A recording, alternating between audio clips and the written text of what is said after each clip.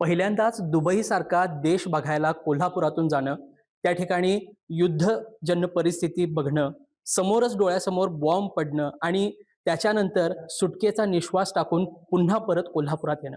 हा सगळा अनुभव कोल्हापुरातील काही जणांनी अनुभवलाय आणि कोल्हापूरच्या हुपरी या ठिकाणी सध्या जी दुबई या ठिकाणी युद्धजन्य परिस्थिती आहे, या ठिकाणाहून कोल्हापुरात हे प्रवासी परत आले आहेत.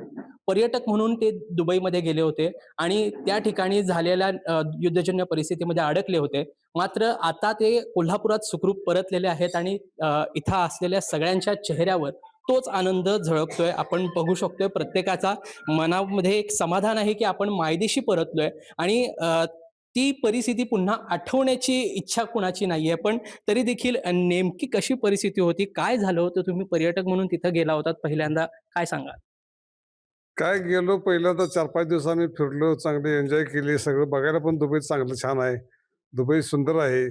मग तो ज्यावेळेला ते रात्री 12 वाजता आमच्या मोबाईलवरती मेसेज आलं, की आणीबाणी असं काहीतरी ते मेसेज पडला तर इंग्लिशमध्ये होता ते काय मला समजलं नाही. सकाळी उठलो तर त्यावेळेला सकाळी 7 वाजता बरोबर बघा, इतका जोराचा आवाज आला की एखादी बिल्डिंग खाली पडल्यासारखी. म्हणजे एक 5-6 बिल्डिंग 20-25 मजली बिल्डिंग आहे. त्या बिल्डिंगपेक्षा बहुतेक इतका सगळ्याचाच आवाज आला. सगळी लोकं बाहेर आली. मग हे आमचे मित्र पण होते. त्यांच्या रूमवरती गेलो, तर त्यांच्या रूमवरनं असं जाळ दिसत होता. म्हणजे बरे 5-6 फूट असा जाळ वर येत होता. धूर येत होता. मग तिथनं आम्ही सगळे एकत्र गोळा झालो. गोळा झाल्यानंतर मग म्हटलं आता आज काय खरं नव्हतं. तर तिथल्या सरकारनं ती म्हटली, "आता आज तुम्ही बाहेर जायचं नाही. आज सगळे इथलं बंद होणार. तुम्ही काही जाऊ नका. तुमच्या स्वतः रिक्षा असेल तर जा." मग ती गाडीवाली पण कोणी यायला तयार नव्हती.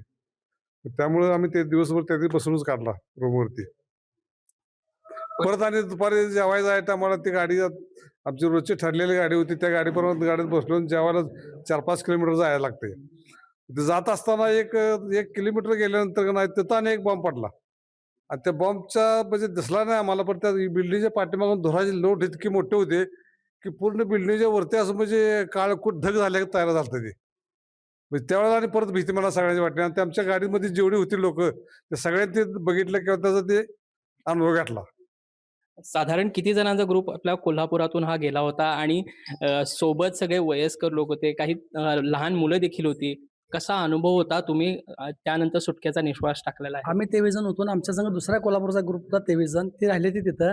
ती पण आमच्या संग यायला पाहिजे, पण त्यांचं 1 दिवस अगोदरच फ्लाइट होतं. ते कॅन्सल झालं आणि सांगायचं म्हणजे 8 दिवस 5-6 दिवस मजेत गेलं.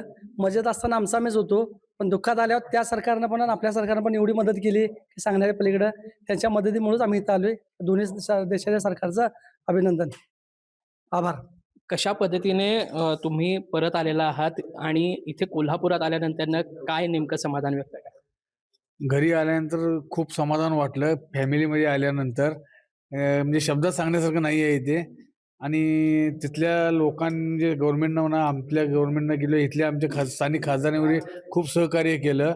आणि असंच फक्त भारत सरकारलाही विनंती आहे, की जे पाठीमागे जी लोकं राहिले आहेत, त्यांनाही सुखरूप व्यवस्थित आणावं आणि जरा जास्त आनंद होईल आम्हाला. नक्कीच. खरं तर महिला वर्ग देखील बराचसा गेला होता. पहिल्यांदा दुबई फिरण्यासाठी म्हणून गेला होतात आणि युद्ध बघून आला होतात. कशा पद्धतीची परिस्थिती होती? भीती मनामध्ये एक राहील. तर काय देवाकडे एकच अपेक्षा आहे, मग राहिलेली पाठीमागे ती आपली सुखरूप येऊ दे त्यांच्या घरी, एवढंच म्हणणं आहे माझं. तुमचा कसा अनुभव होता? अनुभव फिरायला गेल्यानंतर एन्जॉय भरपूर केलं 5-6 दिवस. पण शेवटच्या दिवशी बॉम्बस्फोट झाल्यानंतर घाबरायला भरपूर आलं. रडूही आलं मुलांच्या आठवणीनं. पण नंतर ज्यावेळी विमानात बसलं तेव्हा सुटकेचा श्वास सोडला. छान वाटलं. आपल्या मायभूमीत जातोय आता, पोहोचतोय. आणि जेव्हा मुंबईत आल्यानंतर मग फार आनंद झाला. आपल्या मायभूमीत आपल्या घरी आलो, बस. देवाकडे हेच आभार आहेत, की आम्हाला सुखरूप पोहोचवलं. तसं आमच्या पाठीमागे जे राहिलेत, 23 जण आमच्या बरोबर होते एन्जॉय करायला, त्यांनाही सुखरूप घरी घेऊन येऊ देत. नक्कीच. अजूनही आपल्यासोबत जे प्रवासी होते ते आहेत. काय नेमकं सहकार्य आपल्या सरकारकडून तुम्हाला मिळालं? कशा पद्धतीने तुम्ही परत आलात? खासदार धैर्यशील माने यांचे इथे नगरसेवक आहेत गोपी शेट्टी. त्यांनी मला सारखं फॉलो घेत होतं. काय अडचण आहे काय? मी म्हटलं आपलं अ, अ, प्रशांत संखवाळ म्हणून आहेत आपलं आपत्तिका व्यवस्थापन. ते मला सारखं फॉलो घ्यायचे. की लोक आहे पासपोर्ट पाठवा, काय अडचण असली तर आम्हाला तात्काळ कळवा. मग त्यांनी सारखं त्यांना फॉलो घेत होतो. असं आहे तसं आहे अडचणी. त्यांनी पण मला ते प्रतिसाद देत होते. व्यवस्थित शेपमध्ये राहावा. हं. ते त्याप्रमाणे आम्ही फॉलो घेत होतो त्यांचा पण. कशा पद्धतीने तुम्ही दुबई एअरपोर्टवरून दिल्लीतून मुंबईत असा आलात?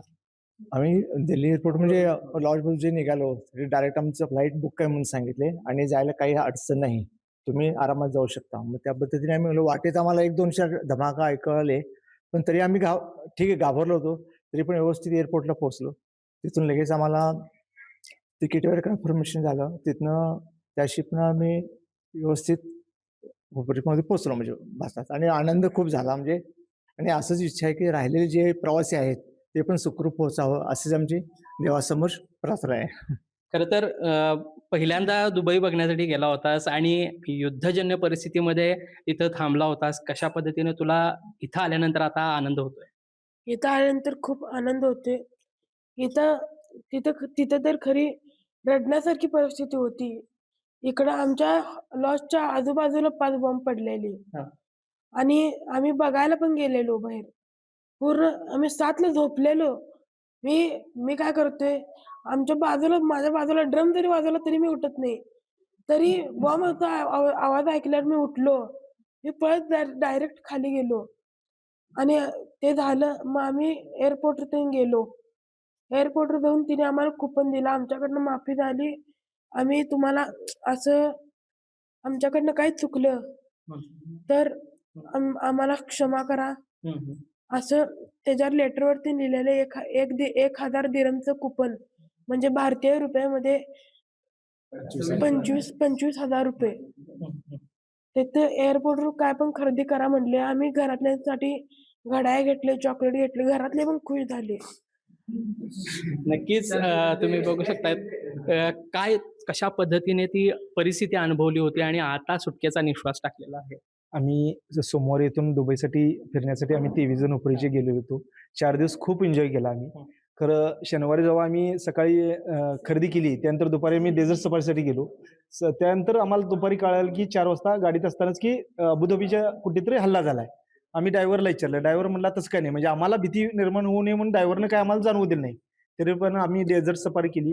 त्यानंतर नाईट शो केला. नाईट शो केल्यानंतर आम्ही जेव्हा बाहेर येतोय बघतोय तर तो आमचा गाडीवाला नव्हता, दुसरा गाडीवाला आला होता.